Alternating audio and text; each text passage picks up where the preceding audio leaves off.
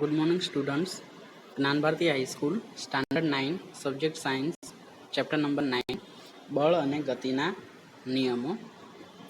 Last લેક્ચરમાં આપણે બળ, સંતુલિત અને અસંતુલિત બળ તેમજ ગતિનો પ્રથમ નિયમ અને તેના આધારે જડત્વ તેમજ જડત્વ અને દ્રવ્યમાન વિશેના સંબંધોનો અભ્યાસ કર્યો હતો. આ લેક્ચરમાં આપણે ગતિના બીજા નિયમ અંગેની ચર્ચા કરીશું. સૌપ્રથમ ગતિના પ્રથમ નિયમને આપણે જાણીએ છીએ. તો ગતિનો પ્રથમ નિયમનું વિધાન શું છે કે જ્યાં સુધી કોઈ પણ વસ્તુ પર અસંતુલિત બાહ્ય બળ ન લગાવવામાં આવે ત્યાં સુધી તે વસ્તુ સ્થિર હશે તો સ્થિર રહેશે, અને જો વસ્તુ સુરેખ પથ પર અચળ વેગથી ગતિ કરતી હશે તો અચળ વેગથી પોતાની ગતિ ચાલુ રાખશે. જેના આધારે આપણે કહી શકીએ કે કોઈ પણ વસ્તુમાં અસંતુલિત બળ લગાડીને અસંતુલિત બાહ્ય બળ દ્વારા કોઈ વસ્તુના વેગમાં ફેરફાર કરી શકાય છે. જેમ કે સ્થિર અવસ્થામાં હોય તો તે ગતિમાં આવી શકે છે, અને જો ગતિમાન અવસ્થામાં હોય તો તેના વેગમાં વધારો કે ઘટાડો કરી શકાય છે. આમ ગતિના પ્રથમ નિયમના આધારે કહી શકાય કે જ્યારે કોઈ વસ્તુ પર અસંતુલિત બળ લાગે છે ત્યારે તેના વેગમાં ફેરફાર થાય છે. હવે ચેપ્ટર 8માં આપણે વેગ અને પ્રવેગ બંનેની વ્યાખ્યાઓ સમજ્યા હતા. તો કોઈ પણ વસ્તુના વેગમાં થતા ફેરફારને કઈ રાશિ દ્વારા દર્શાવવામાં આવે છે? તો પ્રવેગ. કોઈ પણ વસ્તુના વેગમાં થતા ફેરફારને પ્રવેગ તરીકે ઓળખવામાં આવે છે. આમ કહી શકાય કે કોઈ પણ વસ્તુ પર અસંતુલિત બાહ્ય બળ લગાડીને તે વસ્તુના વેગમાં ફેરફાર કરી શકાય, એટલે કે તે વસ્તુ જે છે તેને પ્રવેગ પ્રાપ્ત કરે છે અથવા તેને પ્રવેગિત કરી શકાય. આપણે આ વાતનો અભ્યાસ કરીશું કે કોઈ પણ વસ્તુનો પ્રવેગ તેના પર લાગેલા બળ પર કેવી રીતે આધાર રાખે છે, અથવા બળની વસ્તુના પ્રવેગ પર કેવી અસરો થાય છે તેના વિશેનો અભ્યાસ કરીશું, તથા બળને કેવી રીતે માપી શકાય. પ્રથમ આપણે બળની વ્યાખ્યા વિશે ભણ્યા. હવે બળનું માપન કેવી રીતે કરી શકાય તેના વિશેનો અભ્યાસ કરીશું. તે માટે સૌપ્રથમ આપણે રોજબરોજના કેટલાક અનુભવો જે છે તેનો અભ્યાસ કરીએ. તો સૌપ્રથમ ટેબલ ટેનિસની રમત દરમિયાન જો દડો કોઈ ખેલાડીના શરીર સાથે અથડાય તો તે ખેલાડી ઘાયલ થતો નથી, પરંતુ ઝડપથી આવતો ક્રિકેટનો દડો કોઈ દર્શકને વાગે તો તે ઘાયલ થઈ શકે છે. આમ ટેબલ ટેનિસનો દડો વાગવાથી શરીર ઘાયલ થતું નથી, જ્યારે ક્રિકેટના દડાથી શરીર ઘાયલ થઈ શકે છે. અહીં આપણે જોઈ શકીએ છીએ કે ટેબલ ટેનિસનો જે દડો છે તેનું ઝડપ જે છે એ ક્રિકેટના દડાની ઝડપ કરતાં કેવી હોય છે? ઓછી હોય છે. હવે બીજું ઉદાહરણ, રોડની સાઈડમાં ઊભેલા ટ્રકથી કોઈ જોખમ નથી. એટલે કે કોઈ રોડમાં સાઈડ પર ટ્રકને પાર્ક કરવામાં આવેલો હોય તો તેના દ્વારા કોઈ જોખમ ઉત્પન્ન થતું નથી, પરંતુ કોઈ પણ ટ્રક માત્ર સામાન્ય વેગથી ગતિ કરતો હોય, એટલે કે 5 મીટર પર સેકન્ડ જેટલા ઓછા વેગથી ગતિ કરતી ટ્રકથી જો કોઈને ટક્કર લાગે તો રસ્તામાં ઊભેલ વ્યક્તિનું મૃત્યુ પણ થઈ શકે છે. અહીંયા કોઈ પણ પદાર્થના વેગમાં જે ફેરફાર કરવામાં આવ્યો છે, એટલે કે ટ્રકના વેગમાં થતો ફેરફાર સામાન્ય છે, 5 મીટર પ્રતિ સેકન્ડ જેટલો છે, પરંતુ ટ્રકનું દળ જે છે એ કેવું છે? વધારે છે. જ્યારે પ્રથમમાં કેસની અંદર એ વસ્તુની ઝડપ જે છે એ વધારે હતી, જેના દ્વારા નુકસાન થતું હતું. ત્રીજું ઉદાહરણ, ઓછું દળ ધરાવતી કોઈ વસ્તુ જેમ કે ગોળી જો બંદૂકમાંથી તીવ્ર વેગથી છોડવામાં આવે તો પણ કોઈ વ્યક્તિના મૃત્યુનું કારણ બની શકે છે. અહીં જોઈ શકાય છે કે આ વસ્તુનું દળ કેવું છે? ઓછું છે, પરંતુ તેની ઝડપ કેવી છે? ખૂબ જ તીવ્ર વેગથી છોડવામાં આવે તો તેની ઝડપ ખૂબ જ વધારે છે. તો તેની અસર આપણને બહુ જ ખતરનાક જોવા મળે છે. આ પરથી ખ્યાલ આવે છે કે કોઈ પણ વસ્તુ દ્વારા ઉત્પન્ન થતો આઘાત તે વસ્તુના દ્રવ્યમાન તેમજ વેગ બંને પર આધાર રાખે છે. ખાસ ધ્યાન રાખજો, કોઈ પણ વસ્તુ દ્વારા ઉત્પન્ન થતો આઘાત તે વસ્તુના દ્રવ્યમાન તેમજ વેગ બંને પર આધાર રાખે છે. આપણે 3 ઉદાહરણો જોયા. પ્રથમ ઉદાહરણમાં ઝડપ જે છે એ વધારે છે, જ્યારે બીજા ઉદાહરણમાં વસ્તુની ઝડપ જે છે એ સામાન્ય છે, પરંતુ તેનું દળ કેવું છે? વધારે તે જ પ્રમાણે ત્રીજા ઉદાહરણ જોયું તેમાં વસ્તુનું દળ ઓછું છે પરંતુ તેનો વેગ જે છે એ વધારે છે. આમ ઉત્પન્ન થતું કોઈપણ બળનો આઘાત જે છે તે વસ્તુના દ્રવ્યમાન તેમજ વેગ બંને પર આધારિત રાખે. આ જ રીતે જો કોઈ વસ્તુને પ્રવેગિત કરવામાં આવે તો વધારે વેગ પ્રાપ્ત કરવા માટે વધારે બળની જરૂર પડે છે. કોઈપણ વસ્તુએ વધારે વેગ પ્રાપ્ત કરવો હોય તો તેના માટે વધારે બળ લગાડવાની જરૂર પડે છે. બીજા શબ્દોમાં કહીએ તો વસ્તુનું દ્રવ્યમાન તેમજ વેગ સાથે સંબંધિત એક મહત્વપૂર્ણ રાશિ અસ્તિત્વ ધરાવે છે, જે રાશિને આપણે દ્રવ્યમાન અને વેગ બંનેના ગુણાકાર સ્વરૂપે દર્શાવી શકીએ. ન્યૂટને આ રાશિને વેગમાન તરીકે ઓળખાવી છે. કોઈપણ વસ્તુનું વેગમાનને સ્મોલ p વડે દર્શાવવામાં આવે છે. તે તેના દ્રવ્યમાન અને વેગના ગુણાકાર દ્વારા વ્યાખ્યાયિત કરી શકાય છે. આમ વેગમાનની વ્યાખ્યા તે રીતે આપી શકાય કે કોઈપણ વસ્તુના દ્રવ્યમાન અને તેના વેગના ગુણાકારને વેગમાન તરીકે ઓળખવામાં આવે છે. તમે તેને p બરાબર mv સ્વરૂપે દર્શાવી શકો છો. એટલે કે કોઈપણ પદાર્થનું વેગમાન p બરાબર દ્રવ્યમાન અને તેના વેગનો ગુણાકાર, એટલે p બરાબર m ઇન્ટુ v. આ સૂત્ર તમારે યાદ રાખવાનું છે. વેગમાનને દિશા અને મૂલ્ય બંને હોય છે. તેથી આ રાશિને કેવી રાશિ ગણવામાં આવે છે? સદિશ રાશિ તરીકે ગણવામાં આવે છે. આપણને ખબર છે કોઈપણ રાશિ જેને દર્શાવવા માટે માત્ર મૂલ્ય જરૂરી હોય તેને કેવી રાશિ કહે છે? અદિશ રાશિ. જ્યારે કોઈપણ રાશિને દર્શાવવા અથવા વર્ણવવા માટે તેના મૂલ્ય અને દિશા બંને જરૂરી હોય ત્યારે તેવી રાશિને કેવી રાશિ ગણવામાં આવે છે? સદિશ રાશિ તરીકે ગણવામાં આવે છે. આમ વેગમાનને દર્શાવવા માટે તેનું દિશા અને તેનું મૂલ્ય બંને જરૂરી હોવાથી તેવી રાશિને સદિશ રાશિ તરીકે ઓળખવામાં આવે છે.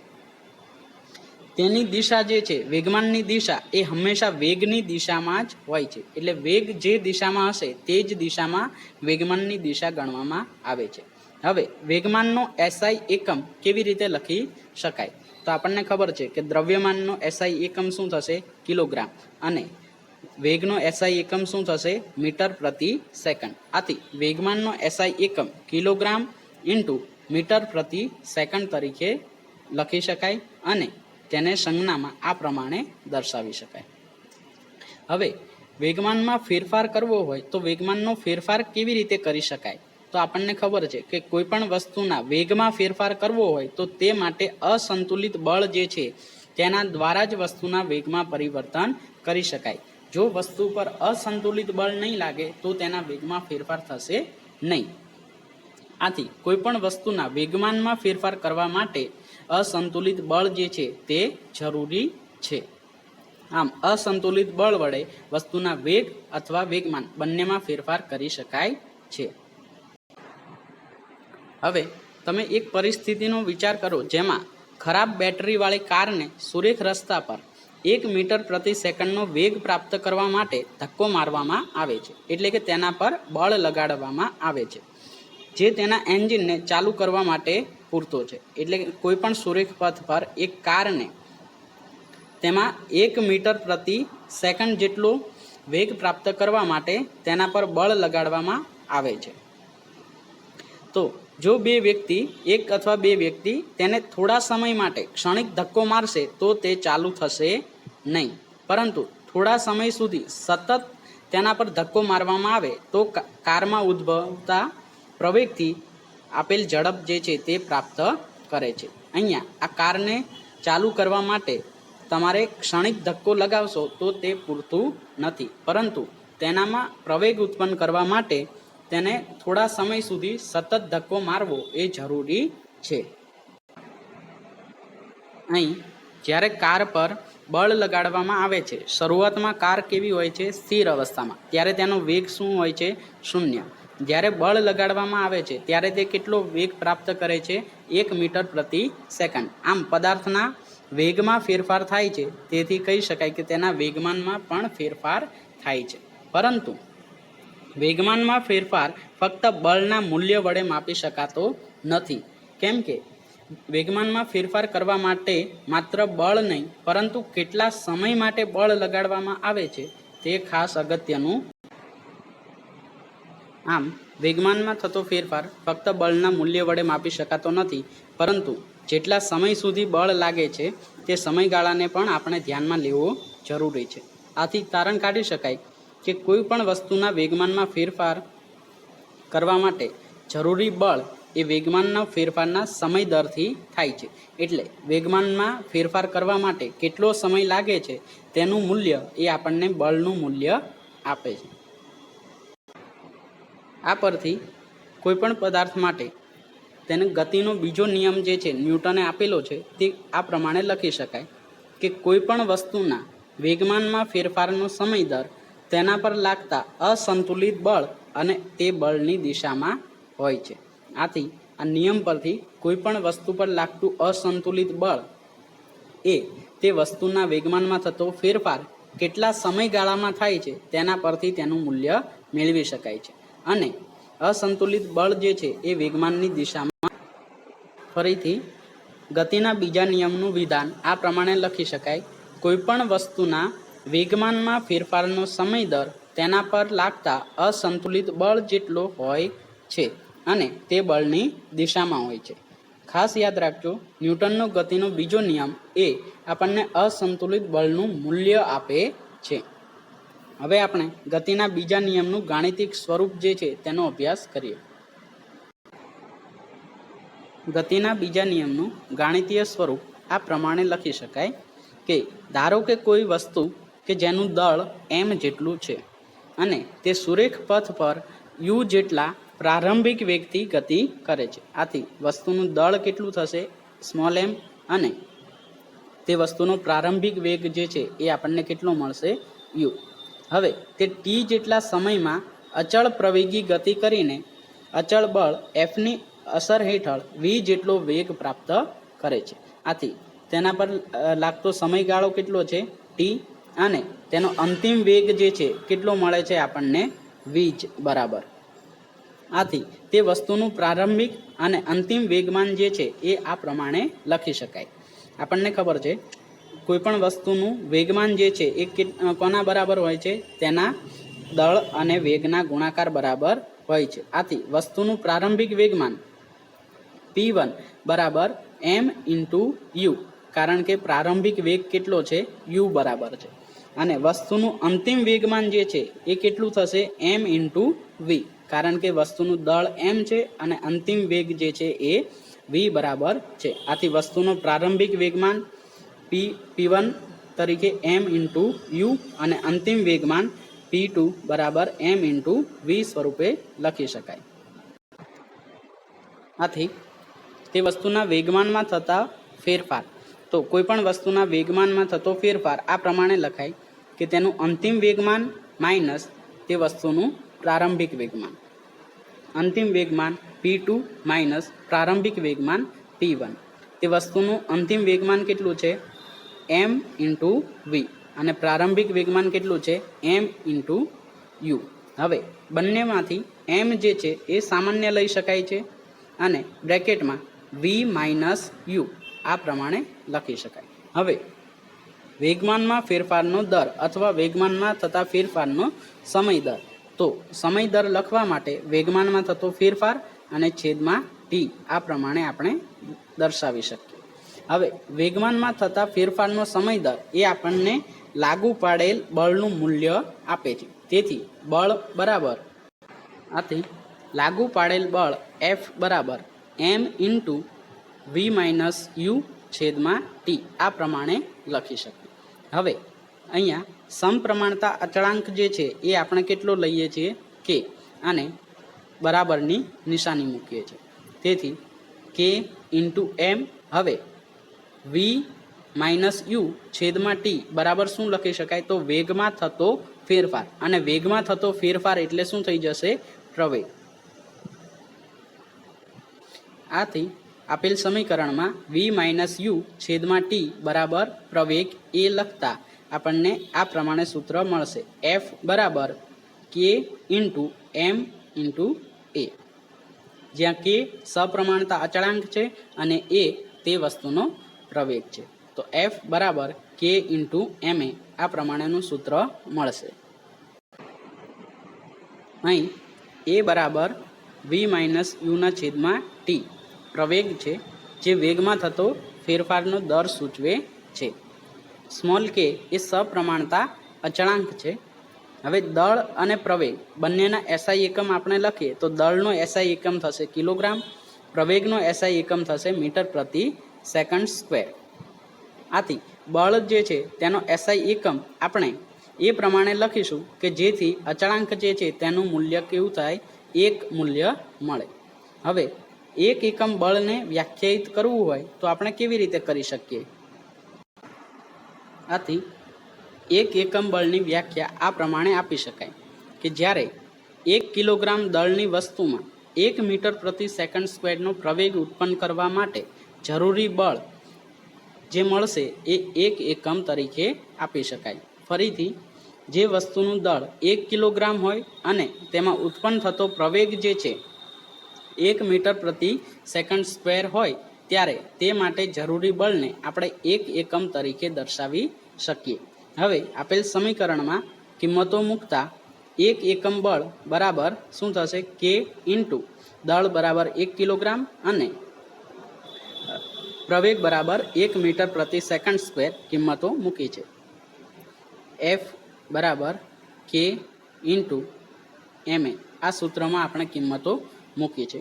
આમ અહીં કેનું મૂલ્ય જે છે એ સમીકરણ પરથી આપણને 1 મળે છે.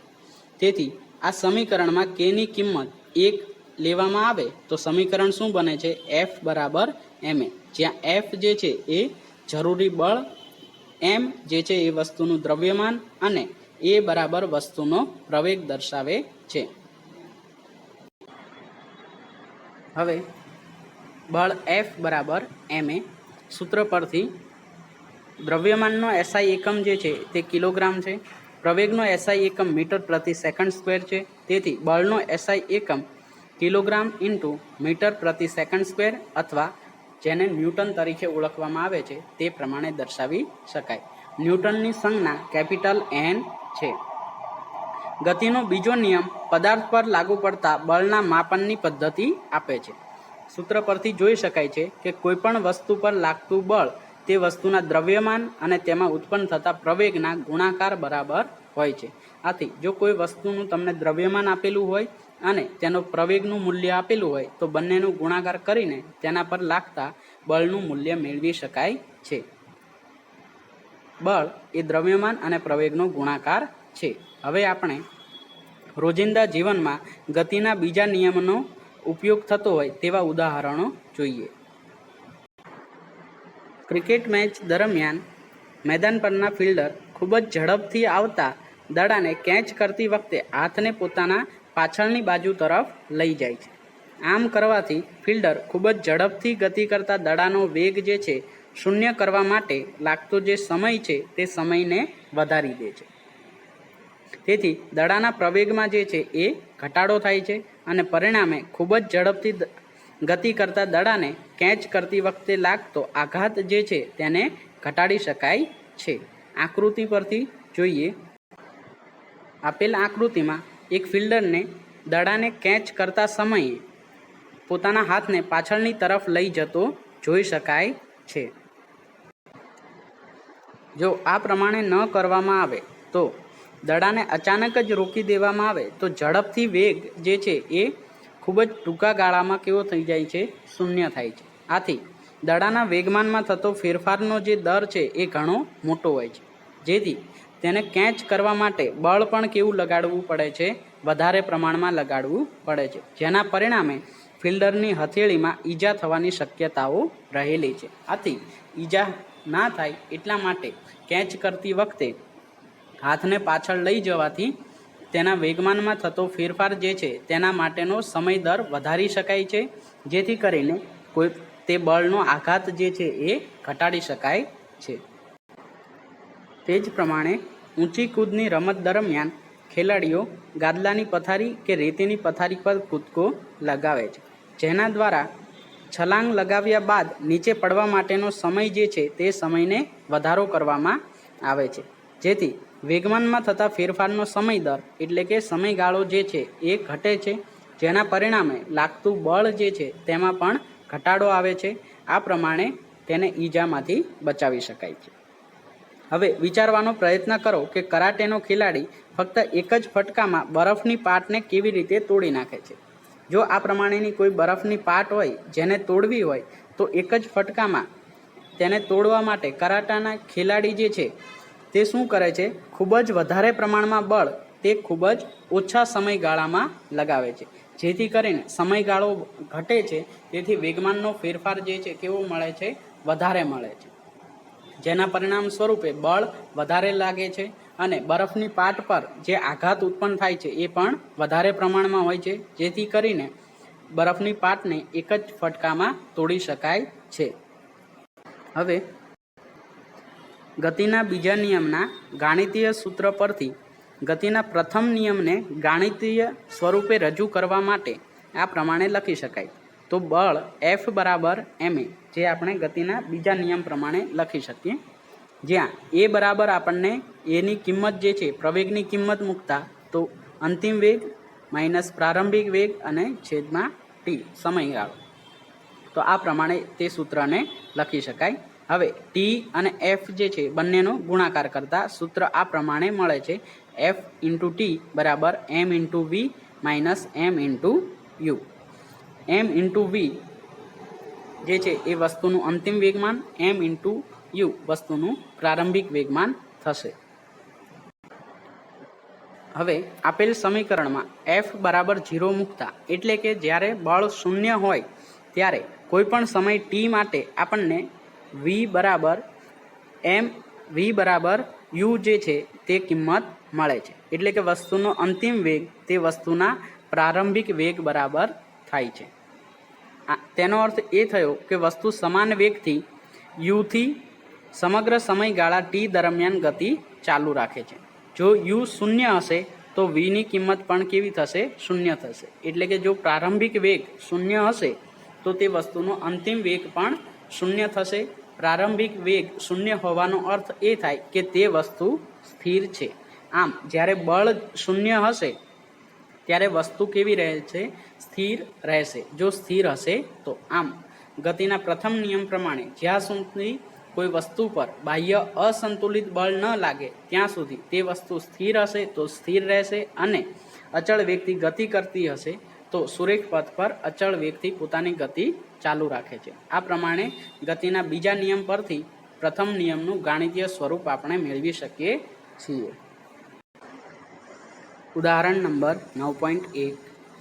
એક 5 કિલોગ્રામ દ્રવ્યમાન ધરાવતી વસ્તુ પર 2 સેકન્ડ માટે અચળ બળ લાગે છે.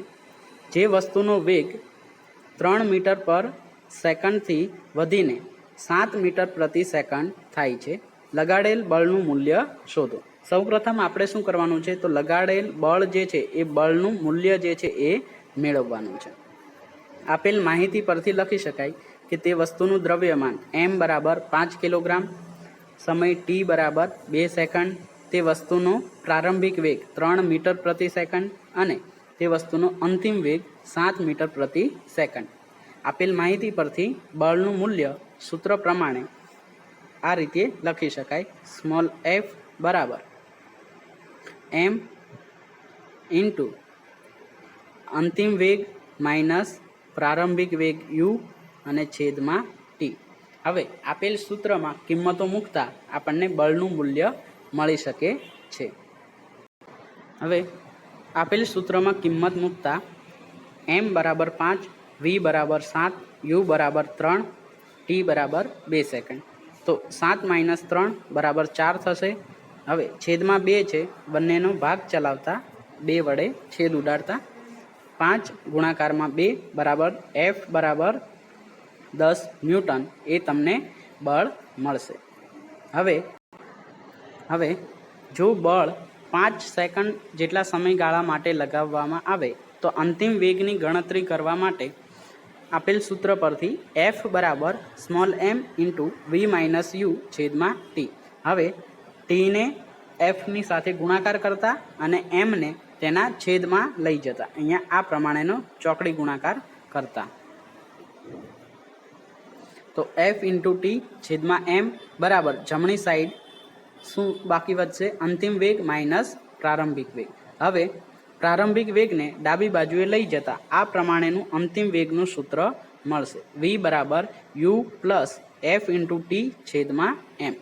હવે આપેલ સૂત્રમાં બધી કિંમતો મૂકતા, પરંતુ ટી બરાબર કેટલું થઈ જશે?